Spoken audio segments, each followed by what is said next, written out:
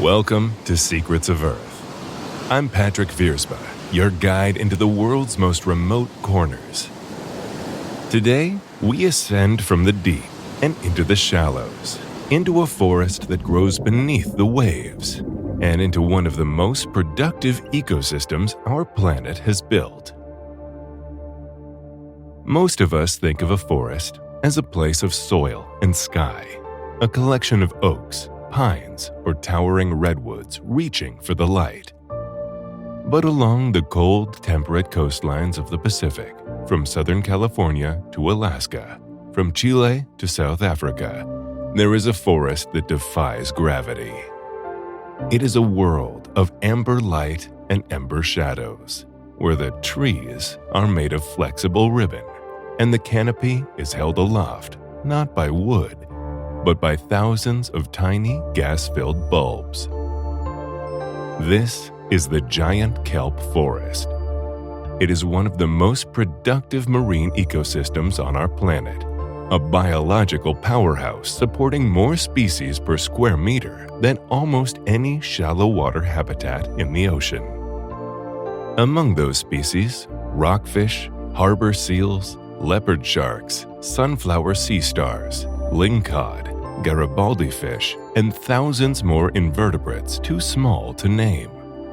This forest is their city, their nursery, their hunting ground, and their shelter, all at once. But the most remarkable thing about this forest is not who lives inside it. It is how fast it builds itself, and how easily it can disappear. Today, we aren't just looking at seaweed. We are exploring the engineering of a living skyscraper. We are tracing the chain of dependencies that hold an entire ecosystem together. And we are going to follow that chain to a small, furry animal floating on the surface, the creature that may be the most important guardian in the Pacific. To understand the kelp forest, you have to begin with the plant that builds it, Macrocystis pyrifera, giant kelp. This is a species that has mastered the vertical sprint.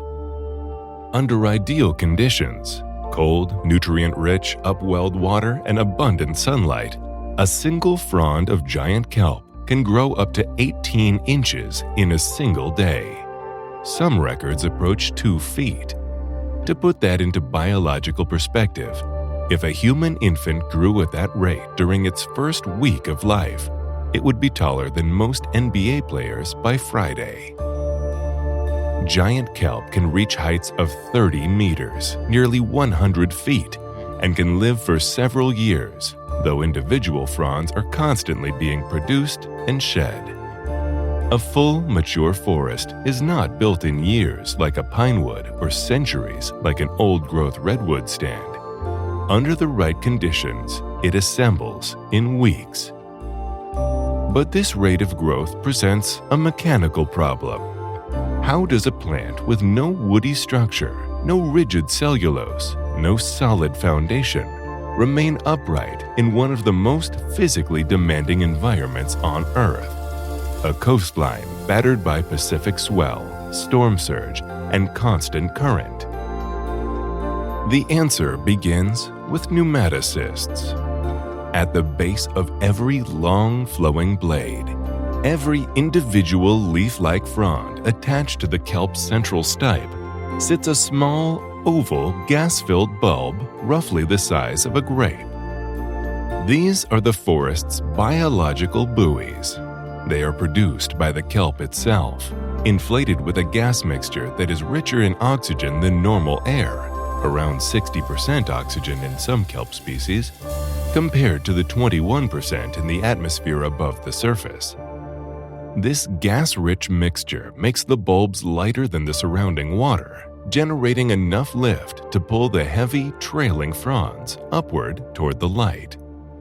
It is a passive engineering solution of extraordinary elegance. The kelp does not pump its fronds toward the surface. It inflates hundreds of tiny balloons and lets buoyancy do the work. Below these floats, running from the holdfast to the canopy, is the stipe, the kelp's central cord. It is not a trunk.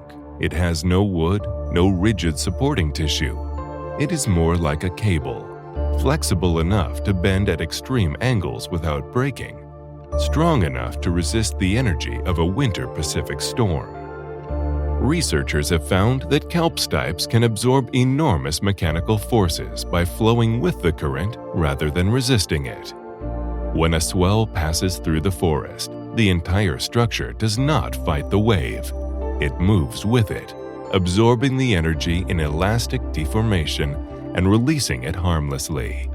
It is a masterpiece of compliant engineering, a building designed not to stand firm, but to dance. At the surface, the canopy spreads and tangles into a dense layered mat several feet thick. This surface canopy intercepts the sun's energy before it can pass deeper into the water column, creating a gradient of light through the forest below. Bright and warm at the top, filtered and dappled in the middle, dim and cool near the seafloor. Each zone of this light gradient supports a different community of species. The canopy provides the habitat not just as a physical structure, but as a sculptor of light, building niches in the shadows and in the brightness simultaneously. If the canopy is the roof of this cathedral, we need to descend to the floor to understand its foundations. In a terrestrial forest, tree roots serve two functions. They anchor the plant against wind and gravity, and they draw water and nutrients up from the soil. But giant kelp absorbs everything it needs: water, dissolved carbon dioxide, nitrate, phosphate, directly through the surface of its blades. The kelp doesn't need roots for nourishment. It only needs them for one thing: a grip. Enter the holdfast. At the base of every kelp individual is a structure called the holdfast, a dense, sprawling tangle of root-like extensions called haptera. To the casual observer, it looks like a chaotic knot of golden spaghetti pressed against the reef. But each individual haptera reaches into the cracks and irregularities of the rocks beneath and secretes a biological adhesive, a cement of proteins and polysaccharides that bond the kelp to the substrate. The holdfast doesn't grow into the rock, it grips the surface of it, the way a hand grips a ledge, and holds on through sheer adhesive force and mechanical interlocking. This grip is formidable. In tests, holdfasts have withstood forces that would snap the stipes they're anchoring, meaning the kelp's weakest point is not its foundation, but its stem. When winter storms eventually tear kelp loose, it's almost never the holdfast that gives way first. But the holdfast is far more than an anchor. Because the haptera create a dense, tangled thicket of protected space at the base of the kelp, they become one of the most biodiverse microhabitats in the entire Pacific Coast system. Brittle stars thread themselves between the fingers. Amphipods and small crabs tuck in among the crevices. Polychaete worms build tubes in the gaps. Small octopuses adopt holdfasts as permanent addresses. Researchers surveying California kelp holdfasts have found hundreds of individual invertebrates in a structure no larger than a human head, sometimes more species diversity than in a square kilometer of the surrounding open sand. A single holdfast is a city within a city, a dense, warm, protected neighborhood built on the strength of a grip that simply refuses to release. Every larger organism in the kelp forest, the fish hiding among the fronds, the sea lions using the forest as cover from sharks, depends, at least a little, on the microscopic diversity of those golden fingers and the species that shelter in them. Even the most resilient architecture has a vulnerability. And in the kelp forest, that vulnerability is waiting at the base of every holdfast, hidden in the cracks of the reef, wearing purple spines. The sea urchin is the kelp forest's perpetual antagonist. In a healthy, balanced ecosystem, urchins play a legitimate ecological role. They position themselves in reef crevices and wait for drift kelp, the dead and dying fronds that naturally fall from the canopy, to drift down onto them. They are the forest's decomposers, breaking down organic matter and returning it to the system. They belong here. The problem arises not from their existence, but from their numbers. When the ecological checks on urchin populations are removed, when their predators disappear, urchin populations explode. They reproduce rapidly. They have essentially no metabolic cost when resources are scarce. They can enter a low-energy dormant state, surviving on almost nothing for extended periods, and they will eventually abandon their passive scavenging and move. They emerge from the crevices and form what researchers call a grazing front, a slow-motion wave of thousands of individuals moving across the reef, consuming everything in their path. Their target is the holdfast. Using the 5 hard-pointed teeth of Aristotle's lantern, the remarkable jaw structure named by Aristotle himself, who described its resemblance to the metal lanterns of his era, urchins grind through the holdfast tissue. When the holdfast severs, the entire frond loses its connection to the reef. It floats free, drifts, and dies. The kelp cannot reattach. A strand that took months to build is lost in minutes. If left unchecked, the grazing front advances. Holdfast by holdfast, frond by frond, the forest comes down.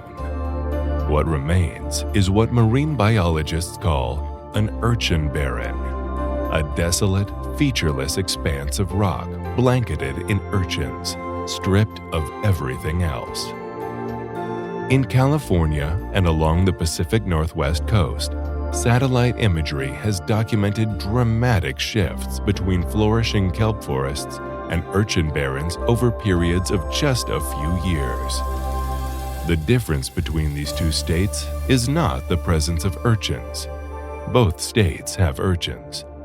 The difference is what controls them. In the world of the kelp forest, the difference between a thriving cathedral and an urchin barren can come down to a single species that weighs somewhere between 45 and 100 pounds, roughly the size of a Labrador retriever, and spends its entire life floating on its back, eating shellfish off its chest. The sea otter. The sea otter is what ecologists call a keystone species, a species whose impact on its ecosystem is disproportionately large relative to its own abundance. Remove it, and the structure of the ecosystem changes fundamentally. Restore it, and the ecosystem rebuilds around it. The mechanism is straightforward. Sea otters eat sea urchins. Voraciously, systematically, continuously. An adult sea otter must consume somewhere between 25 and 30% of its body weight in food every day. This is not gluttony, it is thermodynamics. Unlike seals, dolphins, and whales, the sea otter has no blubber. It is the only marine mammal to have evolved without a blubber layer, relying entirely on the densest fur of any animal on Earth, up to 1 million hairs per square inch, and an extraordinarily high metabolism to maintain its body temperature in the frigid Pacific. That metabolism is expensive. To pay for it, the otter must hunt constantly. Sea urchins are the most calorie-efficient prey the kelp forest offers. By feeding on them relentlessly, the otter suppresses urchin populations below the threshold at which grazing fronts can form. The holdfasts remain intact. The kelp grows. The forest stands. The numbers documenting this effect are striking. A study comparing kelp biomass at sites in British Columbia with and without sea otters found 20 times more kelp in areas where otters were present. 20 times. The same rocky reef, the same water temperature, the same urchin species, and the difference between a forest and a desert is the presence or absence of a single 70-pound predator. But the relationship between the otter and the forest is not one-directional. The kelp gives back. Sea otters sleep at the surface, floating on their backs in the canopy. They have no terrestrial resting place. They are almost entirely aquatic, coming ashore rarely, if at all. To prevent themselves from drifting on the current while they sleep, they wrap themselves in kelp fronds, using the living rope of the forest as an anchor. A resting otter, bundled in kelp, is not simply a charming image for wildlife photography. It is a living demonstration of a dependency that runs in both directions. For mothers, this behavior becomes even more intimate. When a female otter dives to hunt, and she must dive often, eating for two when she is nursing, she cannot take her pup with her. Pups are helpless in deep water. So, the mother wraps her pup in a kelp frond at the surface, binding the infant loosely to the canopy before she descends. The kelp holds the pup in place, safe and buoyant, while the mother hunts below. When she returns, she grooms the pup, blows air into its dense fur to maintain its insulation, and nurses it at the surface, then wraps it in the kelp again and dives. The forest is the nursery. The otter is the guardian. Each depends on the other in ways that took decades of ecology to fully trace. What makes this relationship feel urgent is its recent history. Between 1741 and 1911, the sea otter was hunted almost to extinction across its range, from Japan to the Aleutians to California, for the extraordinary density of its fur. A pelt could sell for hundreds of dollars in the fur markets of Europe and Asia. By the time international protection came, the global population had collapsed from an estimated 150 to 300,000 individuals to somewhere between 1,000 and 2,000. In many parts of their historic range, they were gone entirely. In those same years, the kelp forests that the otter populations had maintained for thousands of years collapsed into urchin barrens. The connection wasn't understood at the time. It was only when otters were reintroduced and the kelp recovered, decades later, that the mechanism became clear. The kelp forest is a lesson in dependence. It is a place that can assemble itself in weeks under the right conditions and collapse in months without them. Its most important structural element is not the kelp, and not the holdfast, and not the light. It is a relationship between a hunter and its prey, between a mother and her pup, between an otter and the canopy it sleeps in. Remove one thread, and the whole system begins to unravel. We share this planet with millions of stories, most of them unfolding in the silence of the deep or the shadows of the canopy. Thank you for journeying with me into the world of the kelp forest. I'm Patrick Vierspa. There are many secrets of Earth, if you only know where to listen. I'll see you on the next horizon. Until then, follow our coordinates by subscribing to or following the show. It ensures you never miss a step into the unknown.